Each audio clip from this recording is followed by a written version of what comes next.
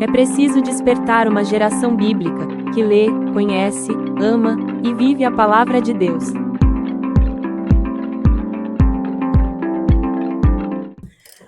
Olá, minha gente, seja bem-vindo, seja bem-vinda, ao nosso segundo episódio do nosso podcast Geração Bíblica, É uma alegria ter vocês aqui conosco novamente, Nessa temporada especial comemorativa pelos 100 anos do nascimento do nosso fundador, Padre Caetano Minetti de Tilesse, Então, hoje, nesse segundo episódio, que nós estamos trazendo para vocês, deste podcast, nós trazemos uma convidada muito especial, uma irmã nossa, que é a nossa decana, da congregação. Então, tem muita história para contar, tem muitas experiências já vividas na Nova Jerusalém, tem muita coisa para partilhar com a gente. Está conosco aqui a irmã Aila. Seja bem-vinda, irmã Aila. Obrigada. Olá, pessoal, tudo bem? Então, assim, a irmã Aila é muito conhecida pelas palestras que ela faz, aulas, professora, congressos e tal. E, geralmente, ela é acostumada a ser apresentada, irmã Aila? É todo um protocolo, Tem lugar que lê o currículo Lattes dela todinho para apresentar, Mas hoje eu queria que a irmã Aila mesmo se apresentasse, dizendo para a gente o que ela acha importante que as pessoas saibam sobre ela, O que é essencial mesmo. Quando ela se apresenta, o que ela gosta que as pessoas saibam que ela é, Então, quando eu mesma me apresento, eu gosto de dizer que eu sou natural de Castelo do Piauí. Isso é muito importante para mim, porque é um município que é pouco conhecido até mesmo no Piauí. E eu gosto de dizer que sou do Instituto Religioso Nova Jerusalém. Eu digo que eu sou cristã católica do Instituto Religioso Nova Jerusalém.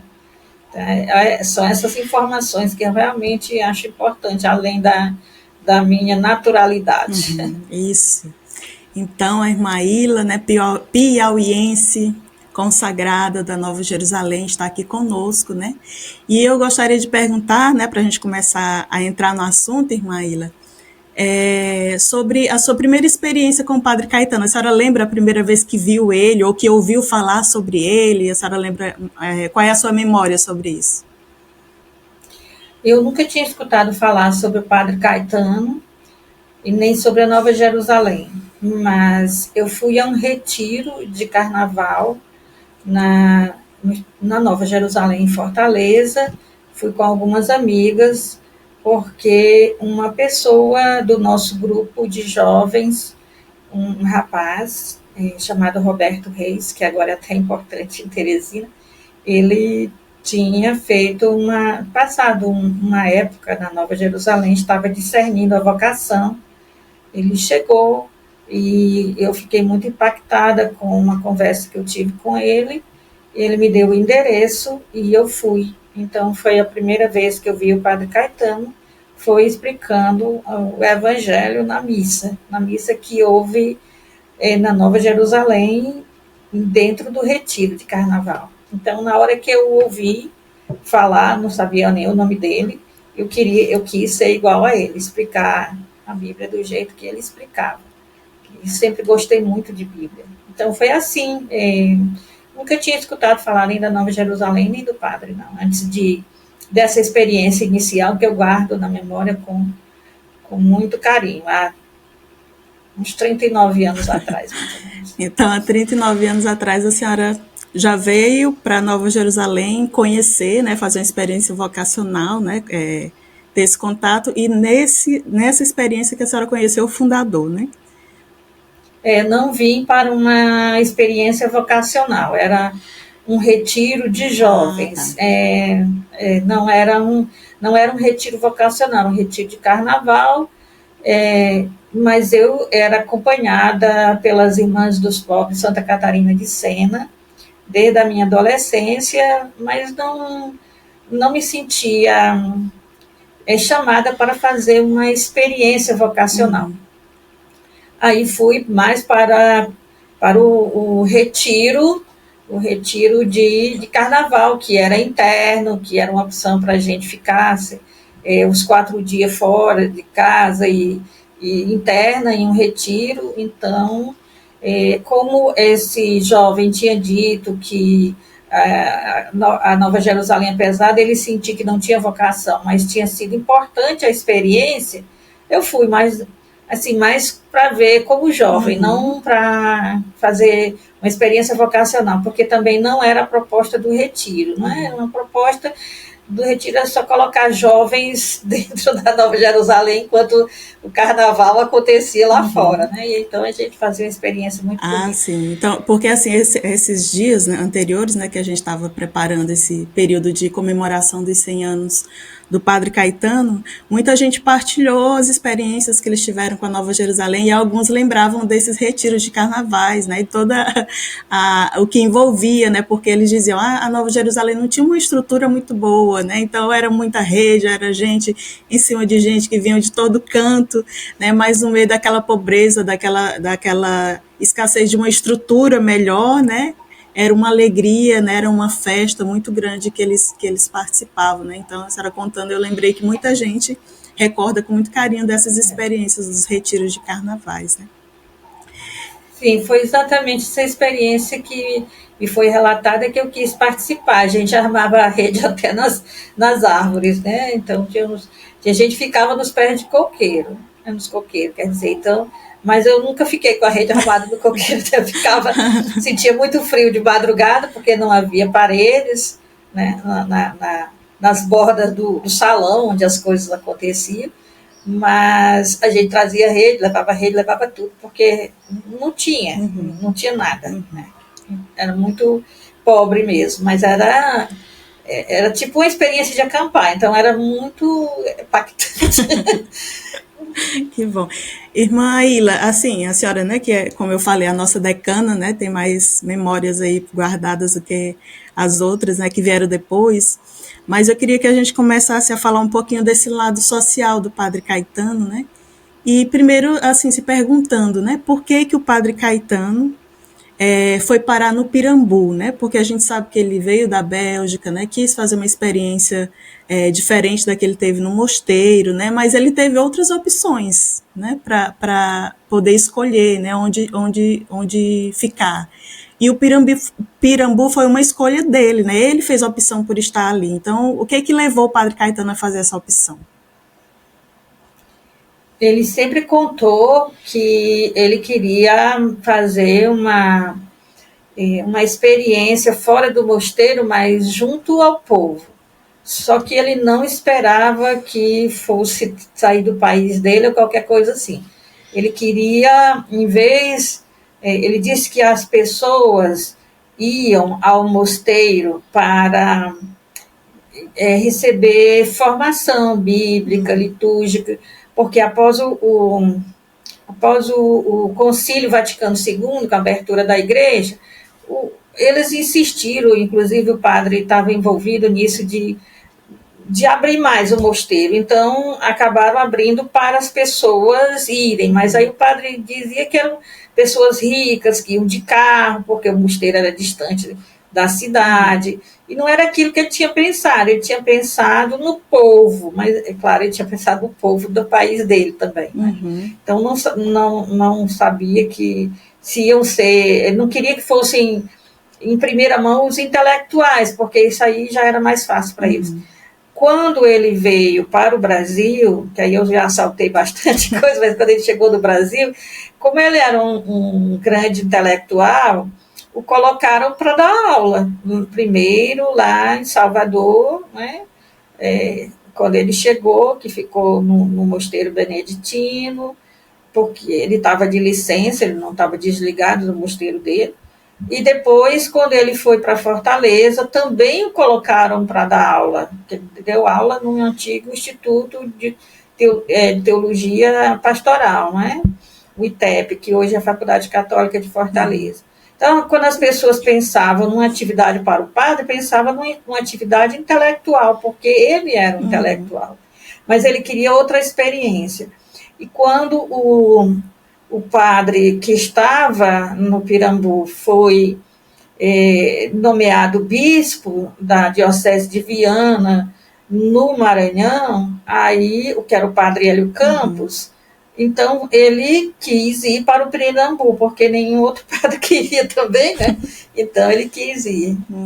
Foi assim que ele realizou, quer dizer, foi todo um processo de discernimento que a vida mesmo foi indicando ao padre Caetano, né? Ele foi, aos poucos, mudando, tentando deixar essa questão de que ele era o intelectual e deveria ser aproveitado só na dimensão intelectual, né? E ele acabou convencendo, né, que ele poderia fazer um trabalho no Pirambu, continuar o trabalho do Padre Hélio, que foi isso que ele quis, só continuar o trabalho do Padre Hélio. Agora ele fez do jeito dele, mas ele quis continuar o trabalho do Padre Hélio. Então ele foi para o Pirambu, mas ele passou um tempo ainda dando aula, né, na faculdade. Sim. E assim, conta pra gente, irmã, né, para quem não conhece ainda a história, né, quem é de outros lugares não conhece a história do Pirambu, né, quando ele foi para o Pirambu, qual foi a realidade que ele encontrou ali? Foi uma realidade bastante pobre, desprezada pelas políticas públicas, uma realidade de casebres, que também ainda peguei, né? As realidades de casebre feito de papelão e de plásticos pretos, sem rua, sem nada. Então, um amontoado de casebres, sem o sistema sanitário, sem esgoto, sem água encanada, sem energia elétrica. E quando eu cheguei, já havia energia elétrica e já havia pontos de onde se puxava a energia, e já havia também lugares onde tinha água para as pessoas irem até lá e buscar, porque não havia encanamento para os casebres, porque na realidade havia muitos barracos, né? E havia casebres, que eram casas construídas de forma assim, até perigosa para se viver nelas, e havia também os barracos, que eram de papelão e plástico. Então, essa foi a realidade que ele encontrou, centenas de pessoas vivendo nessa situação. Isso porque o Padre Hélio já havia feito muita coisa, só que essas coisas, isso era impactante, a gente chegar para conhecer uma congregação e o bairro onde a congregação está sendo desse jeito, era uma coisa que a gente nunca tinha visto, porque apesar da gente ser pobre, mas a gente nunca tinha pisado num favelão daquele, não é? Que era assim a maior favela da América Latina. E quando eu cheguei, já estava dividido em bairros, não é? Já melhorava um pouco mais. Só que ainda havia muita realidade de pobreza, porque as ocupações elas continuavam acontecendo. Então, um dia tinha um terreno que não tinha nada, era só uma duna, e quando a gente via, no dia seguinte, já havia centenas de barracos de papelão e plástico. Então, era muito impactante isso. Era um choque de realidade, mesmo para quem tinha vindo de uma realidade de pobreza.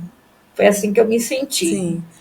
Assim, porque para quem não é de Fortaleza, né, a área do Pirambu fica na beira da praia, né? Então, é uma área da Marinha, né, irmã, que foi invadida. Então, as pessoas, principalmente que vinham saindo do interior por causa da seca, né, do período de seca, ia para a capital, né, para também tentar, né, uma vida melhor ou viver da pesca no mar, né?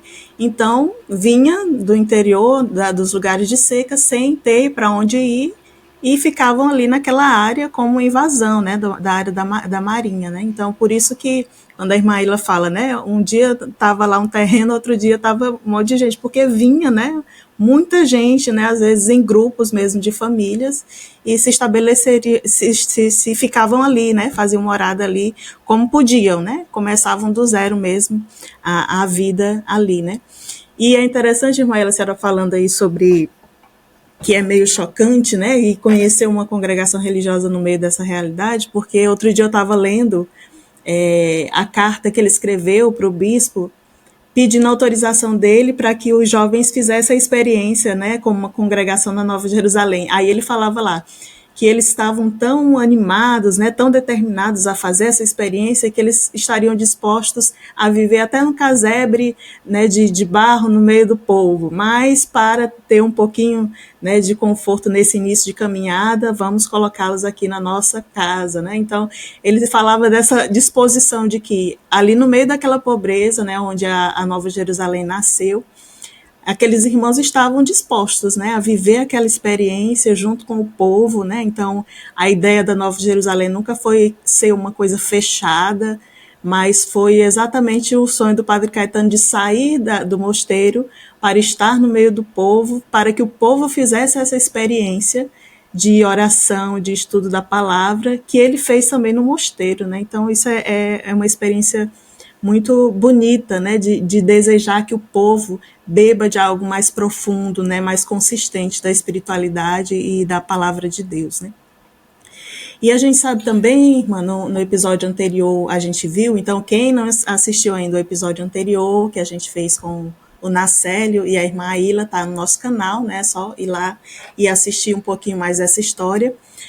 A gente falou um pouquinho sobre do Padre Caetano como pai, né, que adotou algumas crianças, né. Então eu queria que a senhora contasse um pouquinho mais, né, como que foi, como que acontecia essa adoção, né, todo esse processo, por que o Padre Caetano teve que adotar essas 35 crianças, colocando o nome dele, inclusive, no documento, né? Isso também faz parte da realidade de pobreza. Eu queria dizer que, quando eu falei que era impactante no sentido de que dava mais coragem a gente de sair da casa dos pais e ir para Nova Jerusalém. Então, geralmente, essa juventude que é da minha época, né, agora eu já tenho 60 anos, já vou fazer quase 40 de Nova Jerusalém, então era uma juventude que tinha outras perspectivas. O que a gente gostava mesmo era de enfrentar desafios, né, principalmente as questões dos desafios sociais. Então era uma geração típica. Cada geração não tem uma juventude melhor do que outra, mas cada geração, a juventude tem uma característica, e a nossa era esta, né? Então, acho que o padre, aliás, eu acho que o surgimento da Nova Jerusalém na década de 80 faz parte, o Espírito Santo sabe, né, como conquistar as pessoas para uma realidade que hoje não seria possível. A igreja não deixaria, por exemplo, né, pelas normas da igreja hoje, não deixaria esses jovens todos sem ter o que comer, sem saber se amanhã vai ter o que comer, né? Então, a congregação, para começar hoje em dia, ela tem que ter um suporte financeiro, mas na época se permitia, e nós estávamos dispostos a passar fome pelo reino de Deus, e via todas aquelas pessoas passando fome, e a gente ia passar fome junto com elas, né? Então, essa questão das crianças era uma realidade de crianças abandonadas, de crianças em dificuldade. Não quer dizer que todas elas não tenham tido família, né? Cada criança que chegava, ela tinha uma história de porquê que ela ia até lá, na casa do padre, né? O padre não começou com a congregação religiosa, ele começou com a comunidade infantil, que era assim que se chamava, era uma comunidade de crianças. Então, ele sempre chamou comunidade infantil. Comunidade Infantil Cristo Redentor. E algumas crianças, ele disse que se sentiu impactado porque ele recebeu uma visita, e agora não me lembro se foi da mãe dele, mas eu acho que foi, eu não sei se foi visita ou se foi uma correspondência entre eles. Só sei que ele sempre nos contou que o início da comunidade infantil foi porque a mãe dele falou que era muito confortável ser padre, porque aí não tinha os problemas que aquelas pessoas tinham filhos, não sabia como fazer para alimentar os filhos, elas tinham preocupação com o que seria feito dos filhos, né?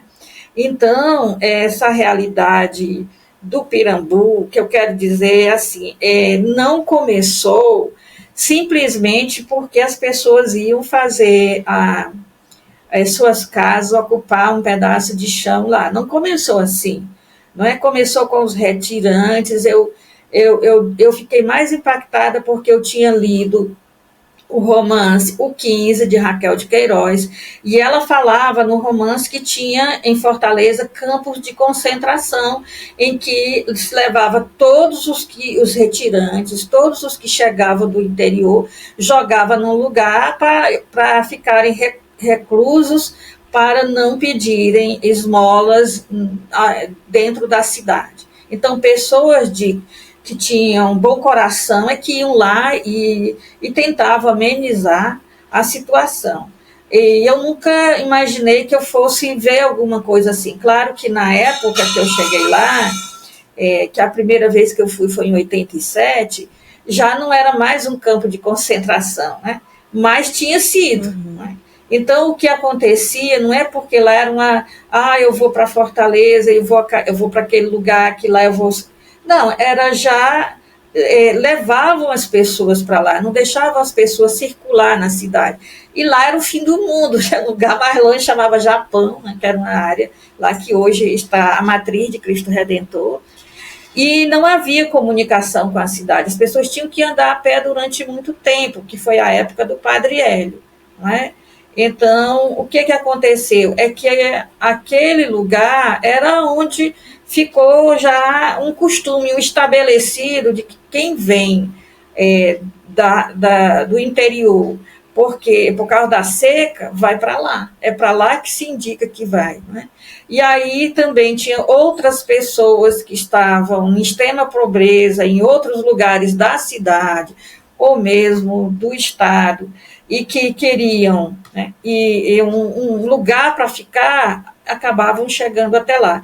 Por isso que o padre tinha duas lutas. Uma era acolher as crianças para dar um futuro diferente, porque ele foi impactado por isso que a mãe dele falou. E outra é que as pessoas tivessem direito de morar ali, sem ser expulsos. Então, ele lutava muito para que as pessoas... Ele falava muito do papel, né? Sempre me impactou muitas coisas. A pessoa tem que ter o papel de que ela pode morar naquele lugar para ninguém tirá-la de lá. E as crianças fazem parte disso, porque essa questão de seca, muitas pessoas ficam órfãs. Em extrema pobreza, as crianças são colocadas para pedir. Às vezes, os adultos, os pais morrem, a criança fica. Então, teve várias coisas. E eu me lembro de crianças que chegaram porque foram abandonadas na maternidade, crianças que chegaram porque... Teve duas irmãs que eu ainda hoje gosto muito de uma delas, né? A outra faleceu, infelizmente, que o pai delas chegou com elas lá e disse, a mãe faleceu, eu tenho que trabalhar, e eu não posso trabalhar, e essas duas meninas, onde vou deixar? Eu preciso que o senhor fique com minhas filhas, não é? Então, ele ficou. Então, cada história, né, é porque, às vezes, a mãe tinha que, por um prato de comida, até, às vezes, né, ela tinha que ter relações, e aí ela engravidava, e não podia criar, não é? Às vezes engravidava e ia chorando, dizer para o padre que tinha engravidado. O padre disse, se você tiver seu bebê, traga para cá que eu crio. Era essa palavra que ele dizia, né? Então, isso incentivava as mães a não fazerem aborto, levar as crianças para lá. Então, tudo isso era muito... as histórias eram muito diferentes, e umas deixavam a gente com vontade de chorar, outras já eram melhores, né? Então, eu cheguei, aí foi a época que o Guilherme chegou, quer dizer, o Guilherme, que foi o mais novinho de todos, né? O bebezinho, chegou o bebezinho, ele chegou muito próximo à época em que eu cheguei, né? Então, eu pude ver o bebezinho ainda, né?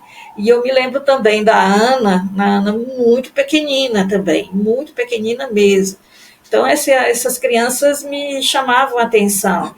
E elas, de início, elas tinham a casa que elas ficavam, e com Dona Alzira e tudo.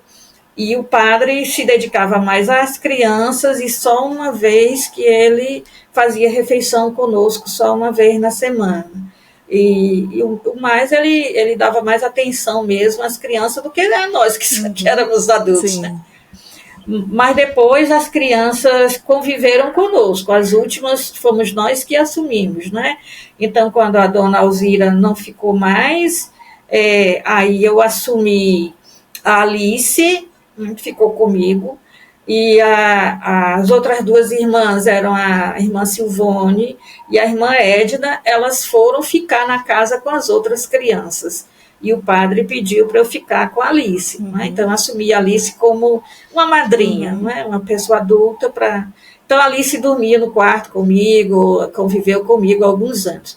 Aí, Patrícia já ficou adolescente e podia ficar com a Ana e a Alice. Então, depois, então a Alice passou do meu quarto, né, para o quarto de Patrícia, que era uma das crianças e que tinha ficado adolescente e podia já assumir as duas pequenas. Isso foi até que todos ficaram maior de idade, ou que padrinhos ou madrinhas de batismo assumiam como sendo filhos, né? E aí o padre, depois de Guilherme, não acolheu mais nenhuma criança. Então, mas a gente se envolvia muito no início. A mãe de Jorge, né, escrito George, porque era o nome religioso do padre Caetano, ela foi buscar o filho. E nós choramos muito, eu mesmo chorei muito, porque ele foi embora para o Maranhão para viver com a mãe dele, que agora tinha condições. Tinha isso, o padre adotava, mas se a mãe voltasse e dissesse que era o meu filho, aí eles iam no juizado de menores e aí se desfazia toda aquela adoção para que a mãe ficasse com o filho. Entende? Tinha isso também, né? O Jorge foi um desses momentos que aconteceram. Tudo isso me causava um desafio muito grande. A gente não sabia se a gente ia lidar com aquela situação, que a gente não tinha deixado a casa dos pais para cuidar de criança, né? Mas eu acho que, principalmente, as irmãs foram sempre muito atenciosas em colaborar com o padre Caetano. Então, foram as duas irmãs que saíram da atividade do dia a dia, de dormir no seu próprio quarto, com conforto, para ir dormir com as crianças. Né? Sim. E fui eu que, quando terminou o noviciado, que eu queria, né, como irmã, e ter um quarto só para mim, em vez de estar, né, que quando a gente é noviço, a gente tem um dormitório comum, né? Então, eu queria ir, tinha inaugurado o prédio já, quando eu cheguei, o prédio já estava inaugurado, mas aí eu queria, e aí o padre me pediu para, em vez disso, continuar no noviciado, em um dos quartos do noviciado com a Alice, e eu fiquei, né? Não era isso que eu queria, na hora de mudar de quarto. Mas a gente não negava nada ao padre Caetano, jamais, porque a gente via que o padre às vezes ficava sem solução. A gente dizia assim, o padre não pensou na encrenca que ele ia entrar, né? E aí ele está nessa encrenca, então a gente está junto, né? Então isso foi muito importante. No início, acho que foi para mim, para a Edna e a Silvone, assim, no início, quando nós fizemos os votos, nos tornamos irmãs, e isso que não estava planejado, que era uma coisa totalmente diferente, nos foi pedido, e nós correspondemos. Né? Irmã, a senhora falou aí da dona Alzira, né, que ajudava a cuidar das crianças. Como que era no início, né, antes de vocês irmãs assumirem, né, essas crianças? Como que ele fazia para cuidar de tanta criança, né? Porque a senhora falou, chegavam bebezinhos ainda, né? Bem novinhos alguns, né?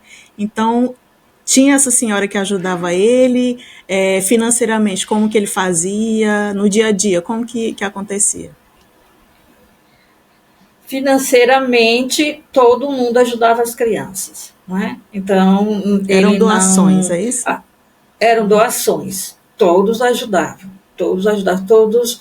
Acho que as pessoas de Fortaleza, elas ficavam, meu Deus, como que isso é possível, né? Um padre, né, naquela situação, e com tantas crianças, né? Então, o padre era muito de idealizar certas situações, e aí depois, quando a coisa começava a acontecer, que ele começava a notar que não era bem do jeito que ele tinha pensado. Mas as crianças tinham muitas doações, e eram muitas, e algumas, um detalhe é que algumas crianças vieram da FEBENSE, né? Então elas tinham cometido pequenos delitos, como menor de idade, e também foram colocadas lá, mas poucas, né? Só que houve uma época, né, em que foi muito. Foi o desafio das drogas no Pirambu. Né? Foi muito forte essa coisa das drogas no Pirambu, que antes não tinha. E aí as crianças do padre acabaram se envolvendo, aqueles adolescentes se envolveram, né, com o uso de entorpecente. E, e aí isso ficou difícil, eram adolescentes, eram rebeldes, e também a dona Alzira tinha uma filha natural, não é? Leninha, e que ia se casar. Então a gente compreende que ela não podia mais ficar com aquelas crianças. Mas aí o padre tinha decidido uma coisa: quando ele fez 60 anos, ele não acolheu mais crianças, não é? Porque ele disse que senão ele adotaria, mas não seria ele a ter responsabilidade até o fim, porque ele sentia que é uma coisa que muda na cabeça da gente, né? Chega uma hora que a gente diz assim, eu tenho mais passado do que futuro. Eu estou descendo a ladeira, então eu tenho que descer Agora devagar. Que a senhora chegou nessa idade, a senhora sabe como é, né, irmã? Eu sei, então eu entendo. Ele disse, eu não posso mais adotar, porque senão não serei eu a ter responsabilidade até que eles fiquem adultos. Então ele pensou, quando ele tivesse 80 anos, aquele último teria 20, então aí tá tudo bem, né? Se acontecesse antes dos 80, ele desaparecer, que ele falava nunca falava morrer, ele falava desaparecer, aí já estaria maior, já teria crescido, né? Então ele teve essa preocupação. Então, quando a dona Alzira saiu, a situação estava bem difícil mesmo, porque havia muita rebeldia, muita dificuldade de lidar com eles, né? Mas, apesar disso, né, eles faziam, quando a dona Alzira saiu, eles faziam refeições conosco, todas as refeições, não é? E durante o dia iam para a aula, eram uns divididos em ir pela manhã, outros iriam à tarde, e à noite lá as irmãs Edna e Silvone ficavam com eles, para não acontecer dos meninos, dos maiores, não é? Ser inconveniente com as meninas, vocês entendem? Aí a gente diz assim, para não cair aí a gravação. Então, elas tinham que estar lá, porque certas coisas poderiam acontecer, né? Já que eles cheiravam cola e essas coisas assim. Então, entendi. Irmã Ilha, e assim, o padre Caetano, ele foi além, né, do cuidado dessas crianças, né, que já foi uma ajuda social muito grande, né, para essas famílias, mas ele quis fazer uma organização, né, daquele povo. Foi ele que começou a organizar o povo para ser povo, né, digamos assim. Ele criou a associação, né, então eu queria que a senhora partilhasse para a gente também como foi, qual era a intenção do padre realmente, né, quando criou essa associação, né, de moradores, e como que ele foi essa presença, né, que causou uma transformação social nessa realidade que ele teve. O padre, algumas coisas o Dom Hélio já havia dado início, sabe? Porque o Dom Hélio fez muito pelo Pirambu. E o padre Caetano sempre honrou, e isso sempre nos disse, que ele construía a partir do que Dom Hélio tinha começado. Quis dar então ele tinha muito respeito, quis dar continuidade. Agora, cada um tem o seu jeito de fazer. Então o padre, ele descentralizava tudo. Ele queria que o povo assumisse, entendeu? Então ele não queria uns moldes de igreja como era da Europa, que ele chamava de quadrada cafona, usava essas duas palavras. Então ele deixava o povo assumir. Então o que ele fez? Quando eu cheguei, e os primeiros chegaram, havia 7 regiões, né, áreas dentro do bairro, que ao mesmo tempo era bairro e paróquia, era tudo uma coisa só, né, e havia 7 regiões. Essas regiões, né, depois, algumas delas, como por exemplo a região de Goiabeiras, passou para outra paróquia. Mas essas áreas, né, zonas, eram uma espécie de descentralização. Então, cada dia, como eram 7, cada dia na semana tinha reuniões em uma delas. Então, e tinha um dia que era, quando elas eram muito pequenas, né, como Arpoadores, que é onde estava Nova Jerusalém, e Colônia, né, faziam juntos.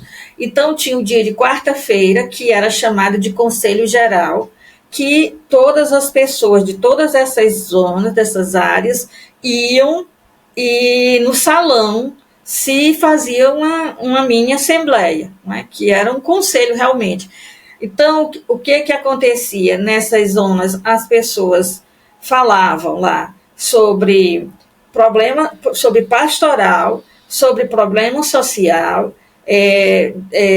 problema econômico, digamos assim. Tudo junto, falta isso, na mesma reunião. Tudo junto, na mesma reunião, entendeu? Então, precisamos de alguma coisa aqui, fulano fez alguma coisa e está querendo ser violento com o outro, então tinha as chamadas comissão de conciliação, que resolvia os conflitos, porque a coisa era tensa, entendeu? As pessoas tinham uma rebeldia, uma revolta pela situação de extrema pobreza que viviam, é natural. Né? Então, queriam resolver tudo na base da confusão. E tem mais uma coisa, se fazia tudo para não envolver polícia, porque polícia significava bater, ser violento, então, lamentável, né? Mas era assim. Depois veio uma polícia mais humanitária e tudo. Mas de início era pancadaria mesmo, né? Então, o que se fazia, né? Porque assim, o retirante, o mendigo, o muito pobre, as pessoas da própria cidade tinham muito preconceito. E achava que todos eram bandidos, e que não é verdade. Né?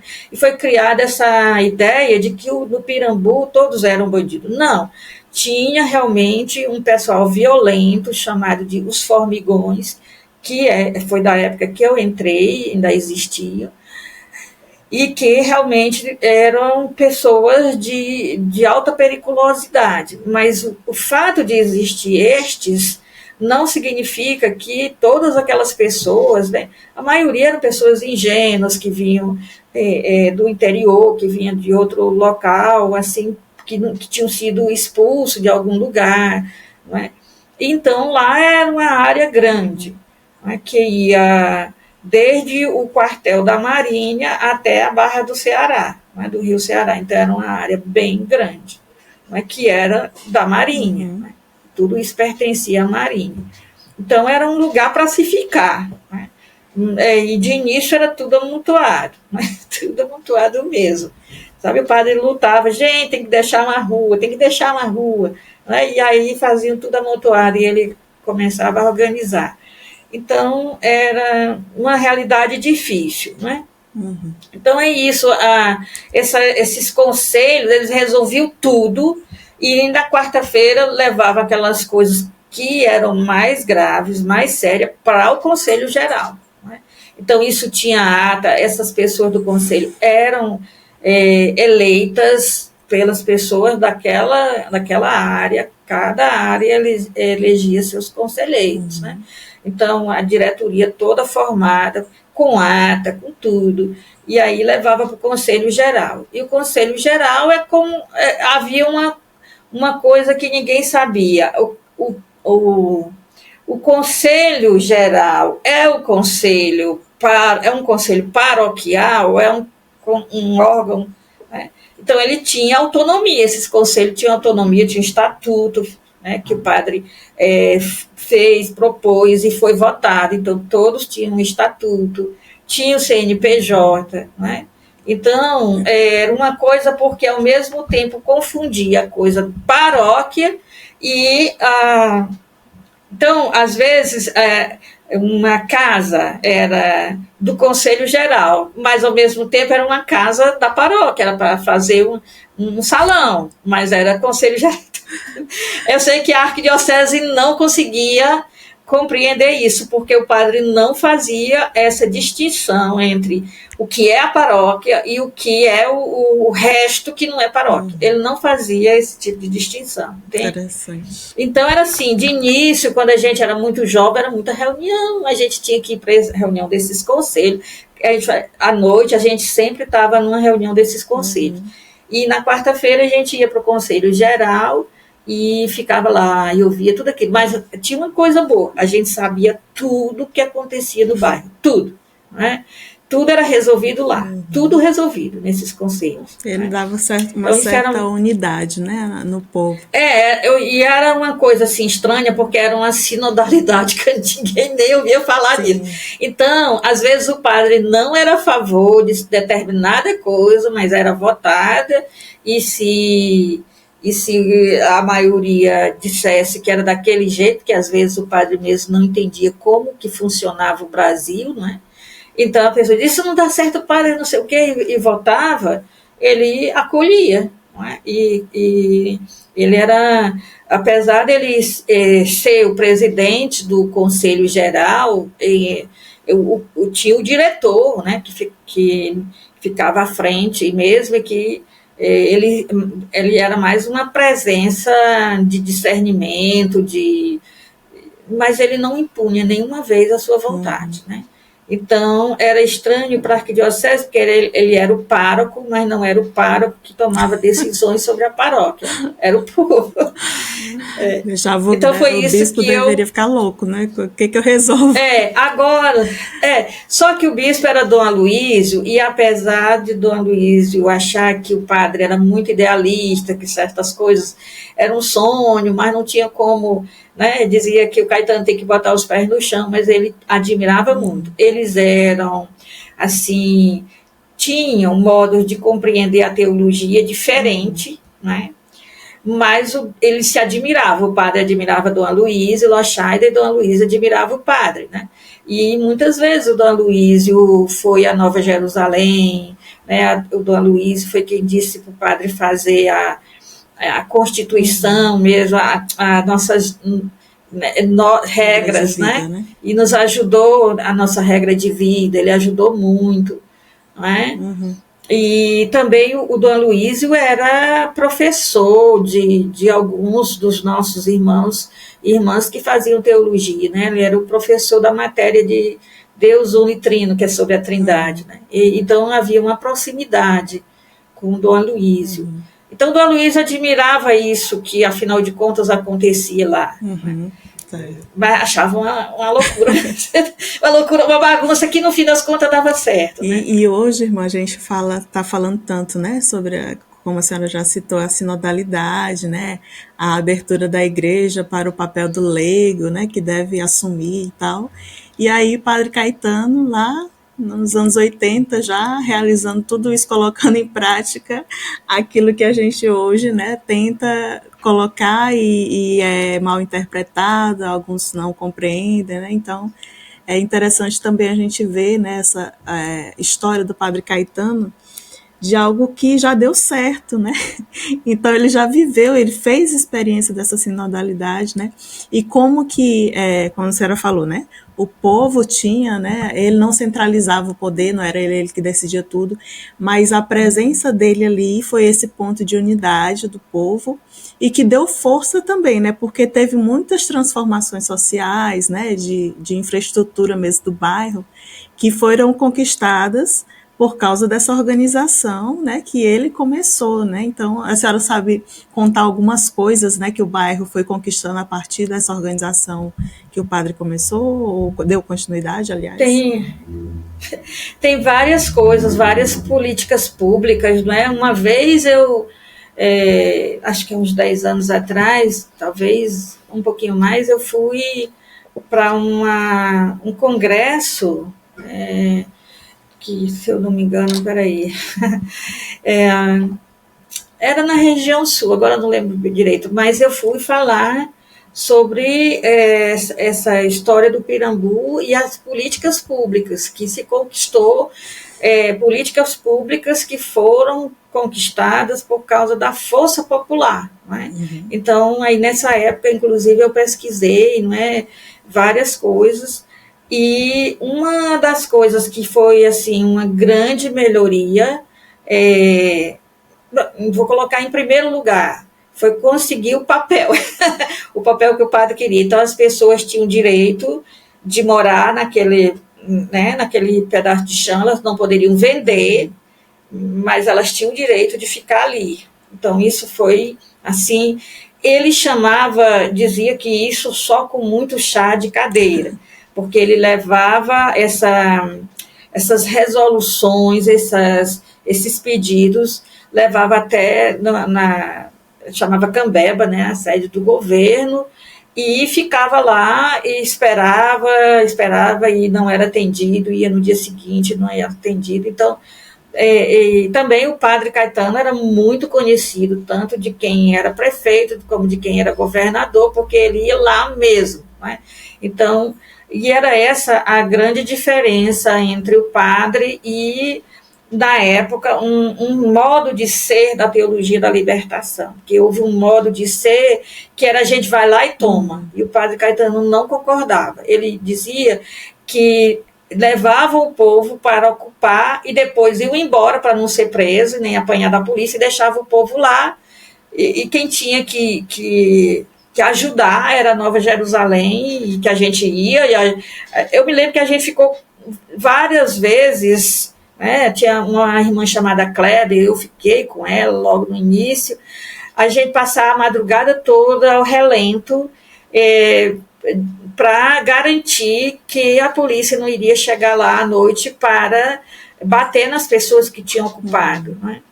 Então, era assim, a gente ficava tipo de vigilância, porque qualquer coisa uma ia correndo chamar os irmãos e o padre e tudo, principalmente quando ocuparam junto ao muro de trás da Nova Jerusalém, né?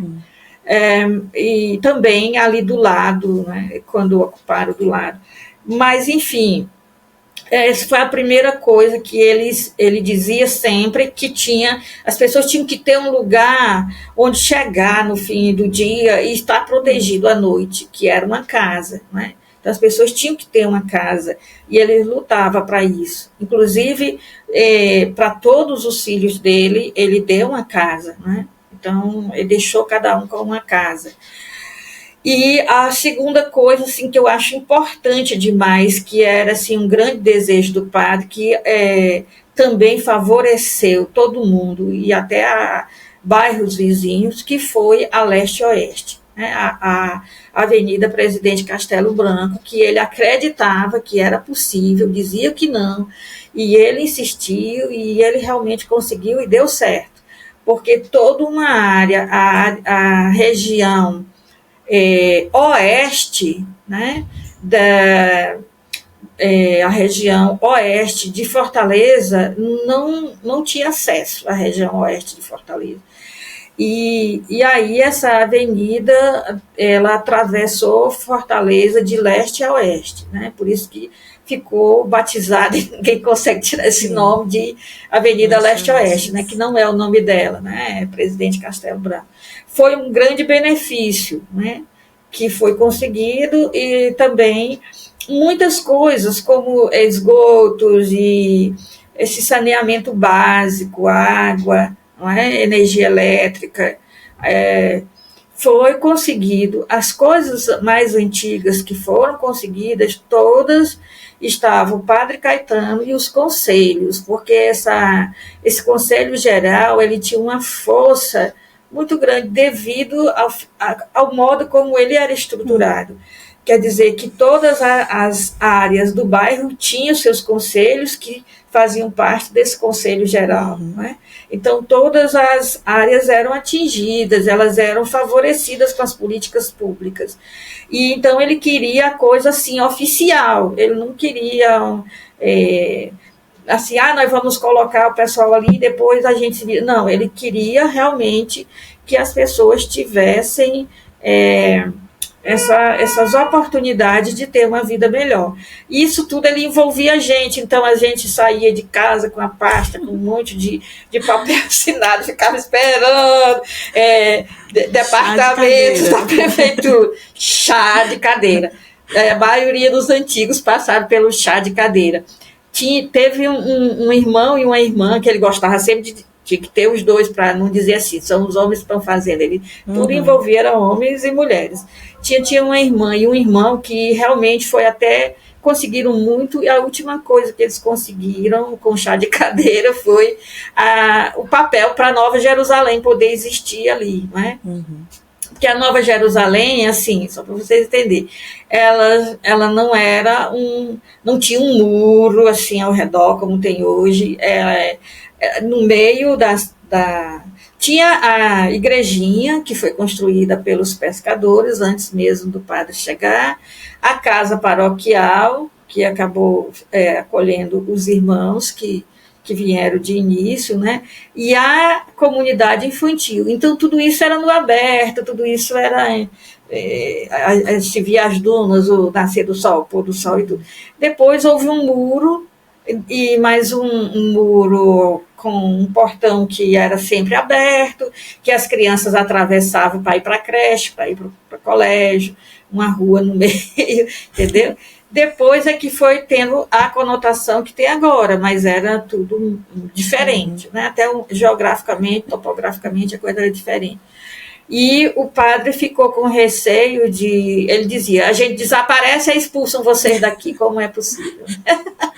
Então, a irmã Edna e o irmão Damião foram os últimos a tomarem chá de cadeira, porque a coisa que estava faltando ainda era o papel da Nova Jerusalém, né? Certo?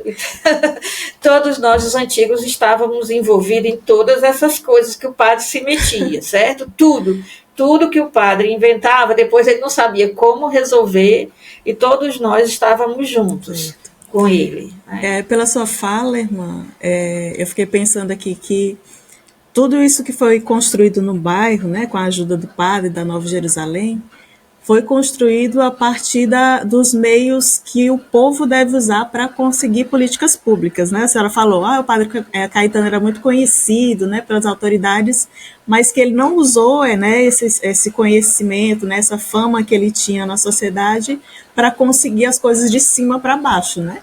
Pelo que a senhora fala, ele sempre foi essa coisa de tomar chá de cadeira, essa luta que o povo, da onde ele está ali conquistando, né? O padre ficou conhecido pelas coisas que diziam, que o padre era um homem alto, com um jeito nobre de ser, ele era uma pessoa cativante, né? E havia essa coisa de que ele tinha saído da Europa e que tinha preferido ficar no Pirambu. Então, isso aí era o primeiro ponto que o fez conhecido. Segundo, é que ele tinha esse jeito de se organizar diferente, porque ele trabalhava com o povo, então o povo decidia as coisas e todo mundo assinava, Não é? Então, uma petição, um requerimento, uma solicitação de uma política pública vinha com atas, com cópia de ata, com muitas assinaturas, não é? Então, ele acabou se tornando também conhecido pela insistência que ele tinha junto aos órgãos governamentais, que dizia, lá vem aquele padre de novo. Depois ele passou a não ir mais, não é? E aí os membros mesmo da Nova Jerusalém iam, não é? Então, nesse ponto, principalmente, as irmãs iam muito. Eu mesmo peguei muito chá de cadeira, para falar a verdade, né? Levando os papéis e encontrando com pessoas de departamento que prometiam, mas depois não cumpriam, mas depois a gente levava uma nova petição, novos papéis, e aí não tinha jeito, porque eram muitas assinaturas, era uma coisa muito organizada, não é? Então, isso aí era um jeito de ser que eu acho que ninguém via, não é? Que não existia ali, né, em Fortaleza uma organização daquela. Não é? Então, isso aí eu acho que os departamentos, tanto municipais quanto estaduais, sabiam que estava lidando com uma coisa séria. Não é? E que lá era uma multidão de eleitores, uma multidão. Então,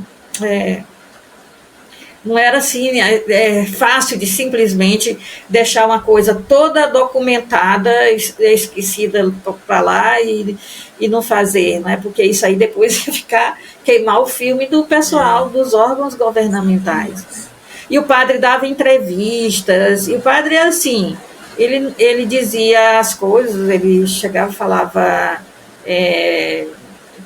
nas entrevistas, ele dizia assim, a gente foi à prefeitura e já fomos não sei quantas vezes e até agora nada, e aquilo saía, né, nos jornais, na TV, no jornal impresso, né? Os jornais impressos faziam muitas reportagens, né, no Pirambu, né? Tanto o Povo quanto o Diário do Nordeste faziam muitas reportagens com o padre, reportagem com o que acontecia lá. E aí, às vezes, o padre mesmo telefonava para um jornalista e dizia, olha, você precisa nos ajudar com isso. Aí o jornalista fazia a reportagem e a gente conseguia aquilo que a gente estava tentando. Era assim...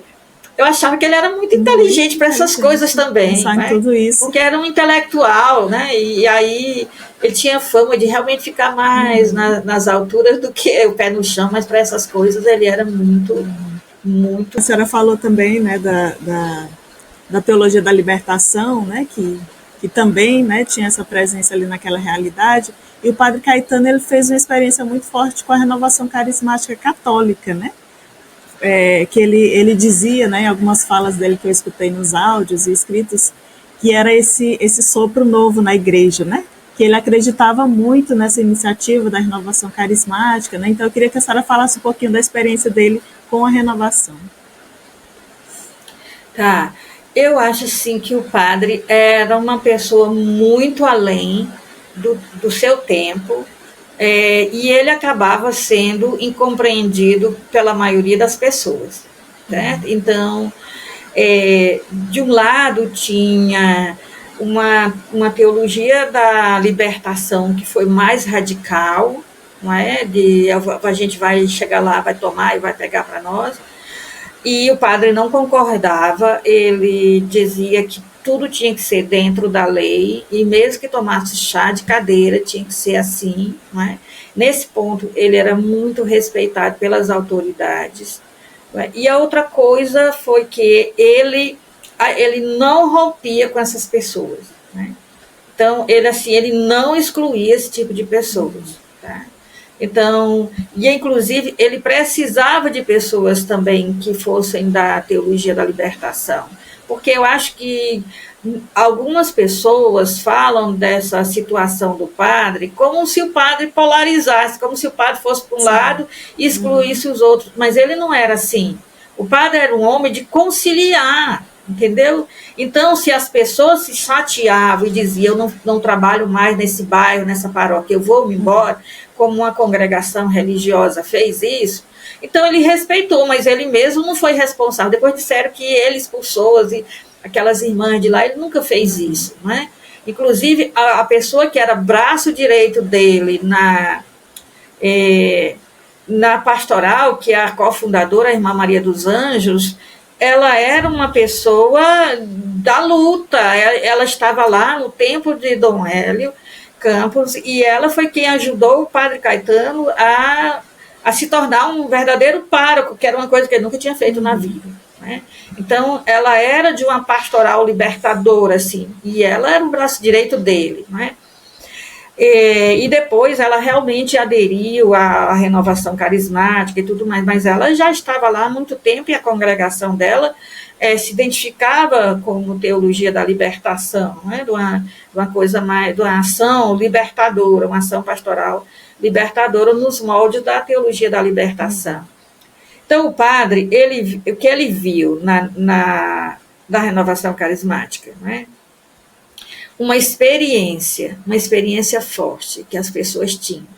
E tem mais, a renovação carismática, ela era dos pobres. A renovação carismática começou com as pessoas mais pobres que existiam, né? Então, o que acontecia? Ele dizia que eram os pobres que estavam fazendo uma experiência forte com o Cristo ressuscitado, né? Eram os pobres. E eles não precisavam de padre para isso, né? Era eles e Deus, ele dizia isso. E que a igreja tinha negado muita coisa aos leigos, e aos leigos pobres, e a renovação igualava todo mundo, quem tinha algum estudo, quem não tinha, né? Quem era homem, quem era mulher, quem era rico, quem era pobre, mas não tinha membros ricos, entende? Não tinha pessoas intelectuais. Então, o que aconteceu? O padre deu oportunidade quando os padres em Fortaleza rejeitaram a experiência carismática e disseram, na minha paróquia não tem grupo de renovação carismática. O padre acolheu todas as pessoas de todas as paróquias que queriam uma experiência de renovação carismática, mas na sua paróquia não era permitido. Então, fazia as reuniões lá no Pirambu, e depois eram membros das paróquias de origem dele. Eles iam ao Pirambu para fazer seus grupos de oração, suas reuniões carismáticas. Mas o padre sempre foi fora da caixa. Então, a renovação carismática foi se organizando de um jeito que acabou rompendo com o padre Caetano. Oficialmente, a parte oficial da renovação rompeu com o padre Caetano, entendeu? Então, o padre Caetano não era chamado para eventos da renovação carismática, e ele não foi compreendido pelos organizadores, pelos líderes da renovação carismática, quando a renovação carismática foi ficando cheia de normas, de estatutos, de escritório disso, escritório daquilo, e várias coisas, né? Então, a gente até entende, porque a renovação queria ser reconhecida pela igreja, não é? E aí foi se adequando àquilo que ia sendo exigido dela, já não tinha mais aquela espontaneidade que o padre conheceu. Então, o padre, ele falava uma palavra oba-oba, né? Então, o padre era um homem de criar palavras, que ele aprendia com as crianças, não é? Então, ele dizia assim, a renovação se tornou oba-oba, sem consistência, sem privilegiar a experiência com Cristo ressuscitado, mas ficou só cantar, bater palmas e oba-oba. E ele escreveu o livro, o novo seminário de oração, baseado numa contemplação, para dar essa dimensão de silêncio, de escuta, que ele fazia com os paroquianos, né? Que ainda hoje tem gente que é dessa época e fez uma grande transformação. Estudo bíblico, né? Então, evangelização. Né? Então, ele privilegiava isso. Um seminário da renovação carismática tinha que durar 7 semanas, né? E com estudo bíblico, com muita formação. Então, ele queria realmente uma paróquia que fosse com essa experiência carismática, com os carismas, mas uma paróquia que tinha consistência a fé das pessoas, que as pessoas sabiam contemplar. Então, foi criado, inclusive, o grupo Cidade de Deus, que era um grupo de contemplação. As pessoas chegavam no domingo de manhã, se reuniam no salão do Centro Social Urbano, dezenas de pessoas, todas em silêncio, 3 horas de silêncio, juntas, sentadinha na cadeira, contemplando. Então, era uma renovação carismática diferente, com mais consistência. E por isso ele escreveu o livro, O Novo Seminário de Oração, que era o seminário dos 12 graus de oração. E as pessoas da alta cúpula, da renovação, não compreenderam, acharam que o padre estava querendo impor um modo dele para a renovação carismática né? Assim, não chegaram a ser grosseiros, mas eu me lembro que fizeram uma oração pelo padre, né, num evento com muita gente, né? O padre falou como é que ele achava que tinha que ser, aí todo mundo, os coordenadores disseram, vamos impor as mãos sobre o padre Caetano. Foi tipo irmã Selma, né? Eu vou orar por você. Aí vamos pedir a Deus para o padre se converter, né? Para o padre não se deixar levar pelo intelectualismo, pela razão, que tira a fé, que não sei Enquanto o quê. isso, o padre estava escrevendo lá nas RBB, vamos estudar a Bíblia para não tornar fogo de palha, né? Exatamente, para não ser uma água com açúcar. Uma gelatina perfumada. Era outra expressão, gelatina perfumada, né? E edulcorado, a outra palavra dele é edulcorado, né? Então, foi isso mais ou menos. Então, a gente sentiu aquela dor, porque, nossa, eu fiquei arrasada, porque o padre era excomungado pela teologia da libertação, excomungado pela renovação carismática, mas o padre estava para além de tudo isso. Sabe o que ele fez? Ele se dedicou a escrever cada vez mais, ele ficou mais silencioso, mais recolhido, foi voltando a ser um monge, né? E que foi essa experiência que os membros mais recentes, que o conheceram bem de saúde, fizeram com ele, um homem mais recolhido, mais estudioso, que acordava de madrugada, ia para a capela, ficava lá, quando a gente ia limpar a capela 5 horas da manhã, ele já estava lá, né, há muito tempo, né? Então, aí ele foi, bom, já que não posso ser útil nisso e nisso, então eu vou ser útil de outra forma.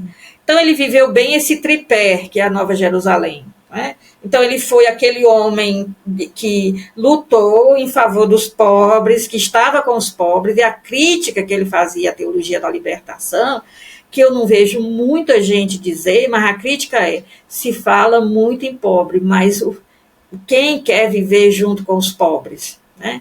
Eu mesma, uma vez, cheguei muito chateada da aula de filosofia e disse assim, padre, pelo amor de Deus, escreva um artigo sobre os pobres. Eu não aguento mais. Aí ele disse, para que, filha? Nós já estamos aqui junto deles, para que fazer artigo sobre os pobres? Para as pessoas baterem palma? Não é? Vamos fazer aquilo que Jesus quer, que é viver aqui junto deles. Aí eu fiquei desarmada. Fiquei totalmente desarmada com isso, né? Mas então isso, ele viveu essa questão do tripé porque ele viveu muito para os pobres e ele evangelizou e ensinou a evangelizar. Os missionários eram responsáveis por quarteirões, né? Então, cada missionário recebia quarteirão das diversas áreas do bairro para evangelizar. Ele acreditava no investimento a longo prazo, ele pensou nas novas gerações, né, que se as crianças e os jovens fossem evangelizados, haveria no futuro um Pirambu diferente, né? Ele viveu isso, ele viveu essa dimensão contemplativa muito forte, e essa parte do estudo também ele vivenciou, não é? Muito forte. Então, às vezes, na vida dele, ele teve momentos mais fortes para e depois para outro, depois para outro, conforme a necessidade do povo. Porque, na realidade, ele tinha tudo isso, né? Então, mas quando o povo já tinha suas casas, já tinha gente que lutasse, como ele foi nos envolvendo, nos colocando para tomar o chá de cadeira no lugar dele, né? Nos envolvendo nisso, ele foi passando para outra coisa, né? Então, assim, eu só quero dizer assim que não havia, o padre não conseguia ver assim a diferença entre o que ele vivia, o que era Nova Jerusalém, o que era a paróquia e o que era o bairro. Ele não fazia essa distinção. Então, os leigos que estavam unidos chamava de Nova Jerusalém externa. Não estão convivendo aqui, mas são Nova Jerusalém. Então, ele fazia. Tem o padre com a paróquia, a Nova Jerusalém, os irmãos, as irmãs e os leigos que estão em suas casas, que é a Nova Jerusalém externa. E tem a geração bíblica, que é o mundo inteiro que tem que ser contagiado pela Bíblia e ver como é bom viver assim. Né? Então, ele não fazia muito essa distinção, entende? Para ele era tudo a mesma coisa. Né? Sim, entendi. Porque assim, irmã, quando a gente fala hoje, né, de renovação carismática católica, a gente vê quem que está à frente hoje, né, que conhece a renovação. Então, os nomes mais famosos que tem, né, esse estilo mais carismático, como Frei Gilson, né, o Manzotti, há um tempo atrás, também já foi referência. Então, tem mesmo esse estilo do canto, né, da música, da louvação, né, da dança, né, essa coisa alegre que a renovação carismática sempre teve, né. Mas a gente tem essa imagem agora. Então, quando falar que o padre Caetano foi da renovação ou que se encantou, de certa forma, pela renovação, tem muita gente que traz essa imagem, né? Será que o padre Caetano foi esse, né, que cantava, levantava a mão, né? Mas a senhora falando que ele foi esse contemplativo, né, que queria que as pessoas fizessem uma experiência de oração no silêncio, né, de escutar Deus no silêncio, de deixar Deus falar no silêncio, né? Então, como a senhora falou, né, a experiência que ele teve com a renovação carismática católica foi essa dos carismas, né, do espírito que vai conduzindo, que vai despertando na igreja, né, esses carismas, né, e quando a senhora falava, né, que pediu para ele escrever um artigo sobre os pobres, eu estava lembrando, né, ele escreveu não sei se foi artigo, publicado como artigo ou se foi RBB, sobre a teologia da libertação à luz da renovação carismática católica. Depois ele escreveu também sobre a doutrina social da igreja, né? Então ele falava sobre tudo isso que ele fazia parte ali, né? Ele via como que a teologia da libertação agia e tinha a sua crítica com isso. Ele via a renovação carismática católica, que também tinha, né, sua crítica, que não podia ser oba-oba, né, que tinha que ter consistência, que não podia ser fogo de palha. Então ele falava a partir daquilo sem tomar partido de forma assim, esse é o certo e é assim que tem que ser, né? E essa opção que ele fez também, né, de dizer que a renovação carismática católica era uma experiência muito rica para a igreja e de acolher muita gente na paróquia dele para viver essa experiência, causou algumas consequências para ele também, né? Então foi também nesse período que ele também teve alguns problemas com a faculdade, né? Quando ele teve que sair da faculdade, né? Então eu queria que a senhora partilhasse um pouquinho desse período, né? Quando ele também foi perseguido, né? De algumas formas por várias pessoas. Sim, realmente, isso foi... Quando eu cheguei, a confusão lá já tinha passado, mas eu peguei assim, respingou, né? Respingou ainda muito, porque a gente foi para lá estudar, né? Então isso havia uma rejeição, né? De certa forma. O padre, a respeito da teologia da libertação, quando ele escreveu o livrinho A Teologia da Libertação à Luz da Renovação Carismática, ele estava em um momento, não é? Foi um momento da história da teologia da libertação e da renovação carismática em Fortaleza, em que, nessa época, a teologia da libertação era radical mesmo, como eu falei. A gente vai lá, a gente vai tomar, a gente vai quebrar, a gente vai pôr fogo, a gente vai pegar, e aquela coisa toda. Então, isso aí ele não concordava. Era muita luta e pouco evangelho, né? Então, não concordava. Eu me lembro que teve um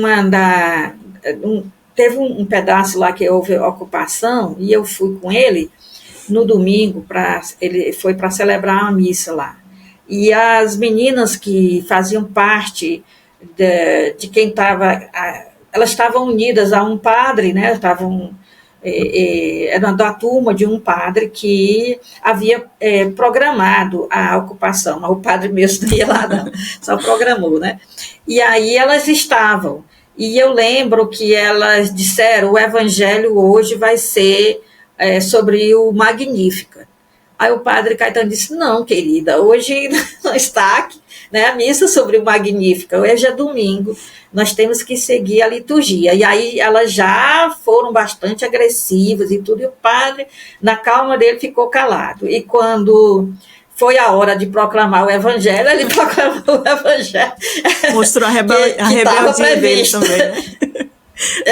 Não fez de conta que não. Então, era uma coisa assim, né? Então, vamos derrubar tudo que diz. Então, ele não concordava com isso. Mas ele, quando ele pegou todos os documentos da igreja sobre a doutrina social, né, ele queria exatamente colocar tudo isso numa obra para dizer: olha, a igreja, quando ela luta em favor do pobre, é desse jeito, com essas palavras, entende?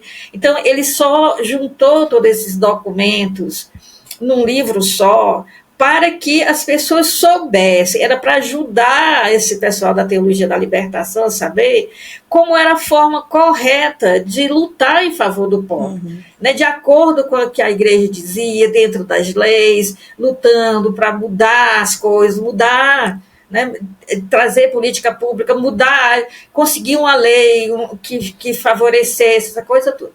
Isso foi um. Então, o padre, da mesma forma, a experiência que ele fez de início com a renovação carismática foi uma experiência, como eu disse, que as pessoas mais simples recebiam aqueles dons, aqueles carismas, e faziam uma experiência forte, não mais devocional, não mais de promessas, não mais... Na época em que o padre foi pároco, ninguém sentia nenhuma necessidade de fazer procissão, de andar com imagem, de nada disso. A única caminhada que tinha, né, era a via sacra. Por quê? Porque era dramatizada, porque tinha o teatro, e ali evangelizava os lugares onde passava. Né? Então, parava na frente de um bar e ali dramatizava uma estação, parava na frente de um prostíbulo e dramatizava uma estação. É diferente, não é, do que desses outros devocionismos. O povo não tinha necessidade disso, porque tinha uma experiência forte com Cristo ressuscitado. E ali isso encantava o padre Caetano. Então, quando ele escreveu o livrinho A Teologia da Libertação, à Luz da Renovação Carismática, ele estava lidando com um tipo de teologia da libertação, a partir de um tipo de renovação carismática. Né? Aí, veja, nesse conflito, né, o padre era o professor, um dos professores de Bíblia do Instituto de Teologia. Né, coisa que aqui no Brasil pastoral. Já não se tem muito, né, irmã? Então, e o padre era, meu Deus do céu, uma sumidade em Bíblia. Né? Então, ele realmente ia profundo nas coisas. Mas, como teve um conflito, né, em que uma área foi ocupada, e essa área que foi ocupada estava reservada por aquele conselho daquela área, né, daquela zona, estava reservada para uma construção ou de uma capela, ou de um posto de saúde, porque sempre ele primava: gente, vamos deixar espaço para um posto de saúde, um departamento de polícia,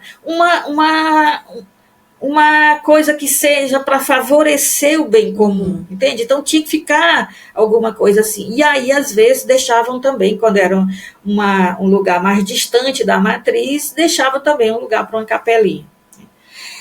Então houve uma ocupação, né? E aí o conselho disse que não podia ficar lá, o conselho daquela área, né?